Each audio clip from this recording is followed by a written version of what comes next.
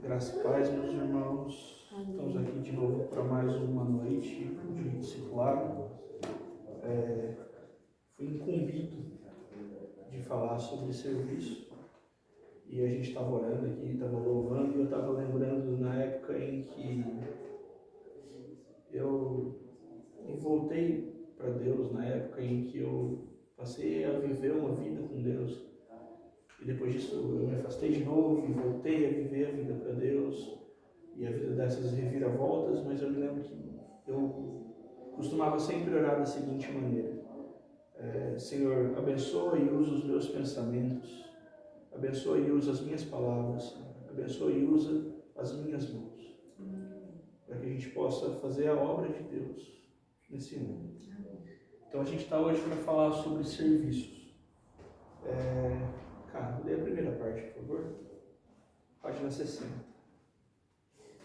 Em Coríntios 16, 13 ao 15, lemos: Sede vigilantes, permanecei firmes na fé, portai-vos varonilmente, fortalecei-vos. Todos os vossos atos sejam feitos com amor.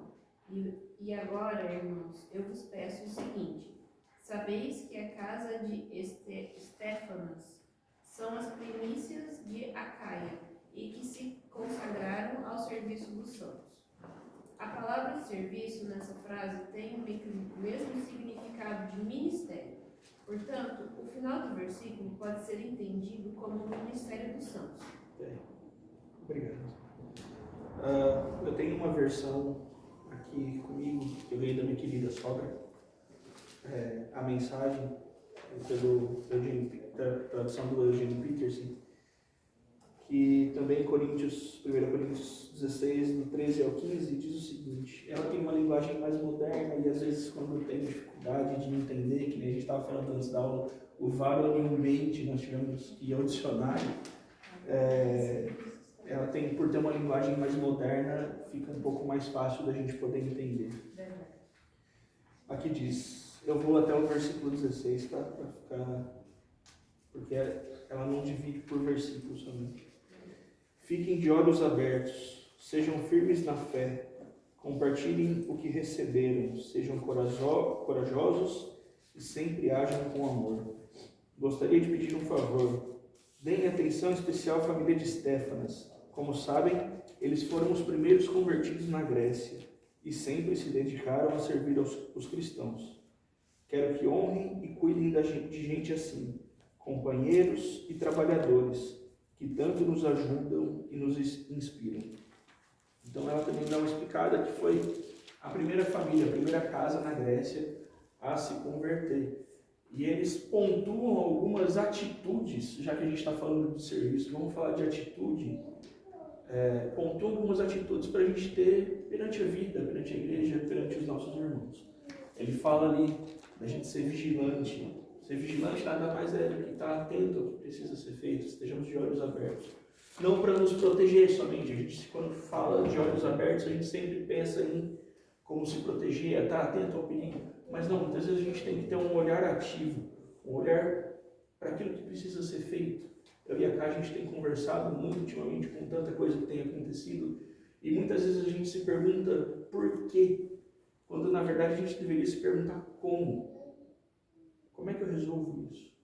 O que é que eu preciso fazer? O que cabe a mim fazer? O que cabe a gente como família fazer? O que cabe a gente como igreja fazer? Depois ele nos diz para ser e permanecer firmes na fé. O mundo vem e nos dá uma paulada, dia após dia, às vezes hora após hora. E a gente precisa permanecer firme na fé. Ter fé de que Cristo está fazendo o que precisa ser feito. Deus age no sobrenatural, Deus age sobre aquilo que Ele precisa agir, sobre aquilo que é parte dele e nós. Nós precisamos agir naquilo que nos cabe, certo? Ter coragem. O varonilmente nada mais é do que ter coragem para seguir em frente, ter coragem de fazer o que precisa ser feito. Muitas vezes a gente está escancarado na nossa cara que nós precisamos fazer alguma coisa, seja no nosso trabalho, seja dentro da igreja, aquela coisa grita no nosso coração, parece que Deus está falando com a gente, vai, e você fica, eu não sei. E se? Mas e se? Meu pai fala, se é uma nota atrasada e fora de ritmo. Então a gente tem que fazer, tem que ter atitude. Permanecermos fortes, porque a batalha é dura. Porque o inimigo joga baixo, joga duro. Mas a gente é mais forte. A gente é forte em Cristo. Nós somos fortes em Cristo. E não, a nossa fé está em Deus, está em Cristo, e não em homem. Certo? Para mim, amor, em algumas versões fala simplesmente amor, outras fala assim, amor fraternal. Amor não é um sentimento. Amor é uma atitude, amor é uma ação. Eu levanto todo dia, eu escolho amar o meu filho, eu escolho amar a minha esposa, eu escolho amar o meu trabalho, eu escolho amar o meu irmão. As coisas acontecem, eu poderia simplesmente deixar passar. Não me fez cosquinha às vezes, para mim não faz diferença nenhuma. Mas eu escolho amor, escolho agir com amor, escolho... Às vezes a Camila faz coisa que me irrita, às vezes eu faço coisa que irrita ela, mas a gente escolhe agir com amor, escolhe respeitar, porque veio de uma cultura diferente, de uma criação diferente. E o amor é uma atitude, é você escolher ter compaixão por aquilo, aceitar aquilo, acolher aquilo, e agir com amor dessa maneira.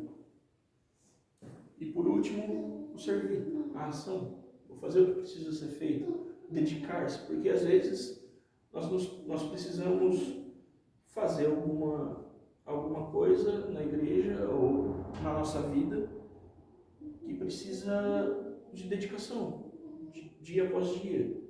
Me fugiu a palavra aqui, mas de ter persistência, de ter consistência. O viver em Cristo não está no, eu orei hoje e tá beleza. Cristo está olhando por mim. Eu vou orar hoje, a hora que eu levantei, eu vou orar de novo na hora do almoço para agradecer a Deus pelo almoço. Eu vou orar depois no meio da tarde para agradecer que o meu dia correu bem, eu fiz o que eu precisava fazer no meu trabalho. Eu vou orar de noite na hora que eu chegar em casa, porque eu cheguei em casa em segurança. Eu tenho um teto sobre a minha cabeça. Eu vou orar à noite antes de dormir, porque eu vivi um dia, coisas boas aconteceram, tive aprendizados, pude seguir adiante. E no dia seguinte, no outro dia de manhã, quando eu acordar, eu vou orar de novo. É dia após dia. É um serviço de dedicação, de consistência, de persistência. Se a gente for falar para o lado empreendedor, para o lado empresarial, é você fazer o que você precisa fazer, quando você tem que fazer, com o que você tem na mão. Ponto. Onde você está.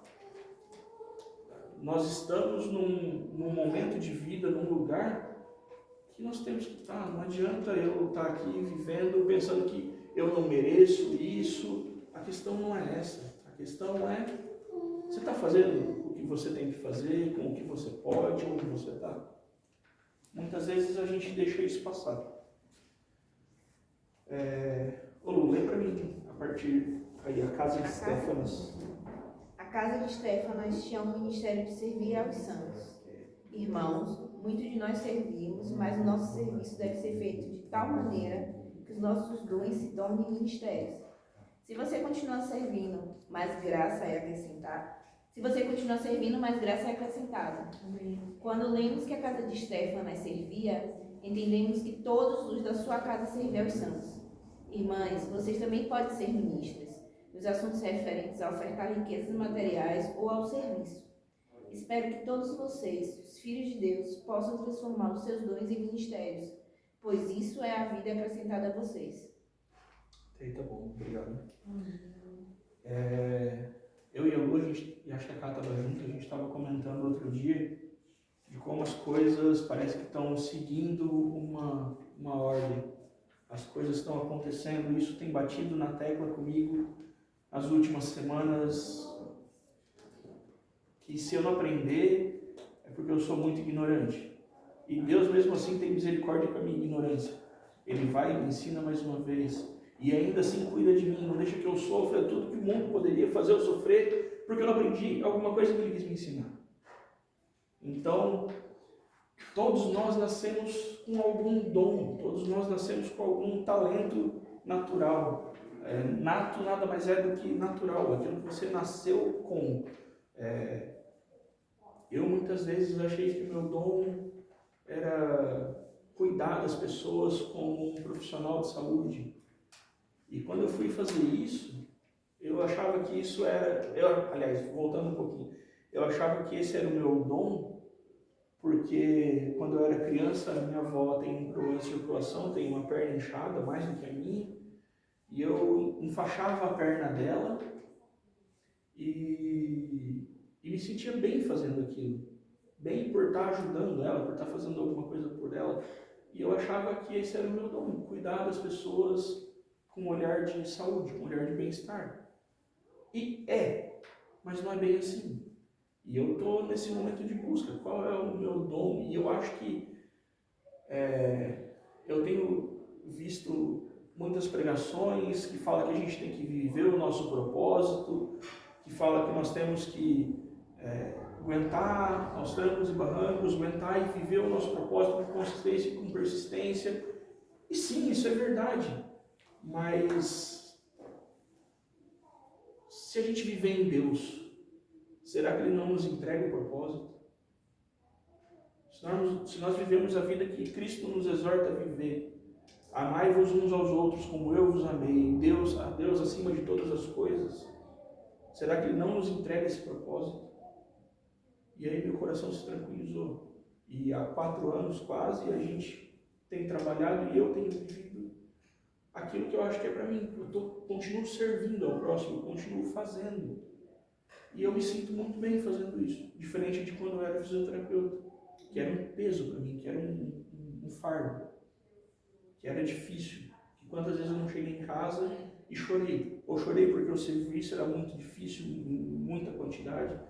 A gente que é brasileiro, o Miguel talvez não saiba, mas você no hospital público tem uma demanda de serviço muito grande e muitas vezes você não pode fazer o seu melhor porque você tem que produzir número. E isso é uma coisa que me matava.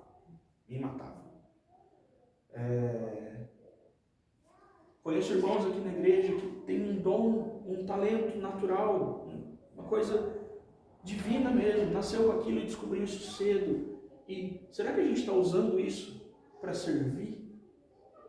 Pegar o nosso dom, o nosso talento natural, aquilo que a gente faz sem ser um fardo, sem ser um peso, sem ser... de novo tem que fazer isso, que droga. Eu ia falar que saco. Que porcaria, entendeu? Será que a gente está colocando esse dom a serviço?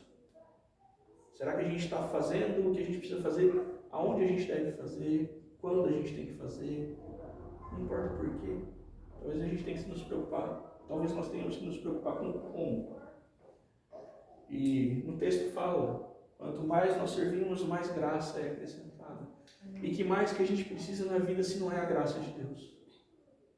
E servir até que o seu serviço, até que o seu dom dedicado a Deus, dedicado à igreja, dedicado a Cristo, dedicado à obra, se torne um ministério.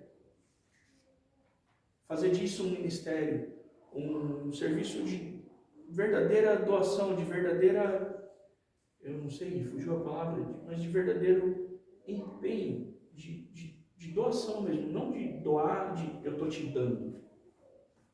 Perdi minha carteira. Não perdi não. Estou te dando. Não é isso, não é te dar, mas é se doar. Fazer por alguém sem se preocupar, mas isso vai me prejudicar, isso vai... Faz. Eu ouvi de um amigo meu que, por acaso não tem uma orientação religiosa cristã, mas me fez um grande ensinamento. Eu questionei a ele, eu falei, cara, muitas vezes eu não sei a quem eu devo ajudar, Às vezes eu tenho a sensação de que eu sou enganado quando alguém me pede alguma coisa. Ele falou assim, cara, não importa se estão te pedindo dinheiro, estão te pedindo dinheiro para comprar bebida, se é para usar droga, aquilo chegou a você e a pessoa está naquele momento da vida dela não porque ela quer. Muitas vezes as pessoas não têm força para sair daquilo. E muitas vezes não vão aceitar que a gente faça uma palavra, mas a gente, numa oração silenciosa, ajuda materialmente. Numa oração silenciosa, pede para que Deus derrame misericórdia e graça sobre a vida daquela pessoa. Então, eu acho que em síntese é isso. É nós vivermos uma vida dedicada dedicando o nosso dom, o nosso talento a serviço, até que isso se torne um ministério voltado a Cristo, voltado à igreja. Quando eu marquei aqui igreja, quem é a igreja? Quem somos a igreja? Talvez seja essa a pergunta. A igreja somos nós. Igreja é diferente de religião. Religião é instituição. Apesar do nome religião vir de religare, que é se ligar novamente com Deus, ou com Deus, porque Deus está aqui. Ele não está longe, não. Ele está aqui. Basta a gente silenciar e ouvir. E igreja é isso. É a comunidade, é o nosso entorno, é aquilo que a gente faz, aquelas pessoas com quem a gente vive. Tá? E se dedicar à obra de Deus. Ou seja, se dedicar ao nosso próximo. Tá bem, gente? Eu acho que foi curtinho, mas eu tentei trazer para vocês aquilo que eu entendi. Tá bom?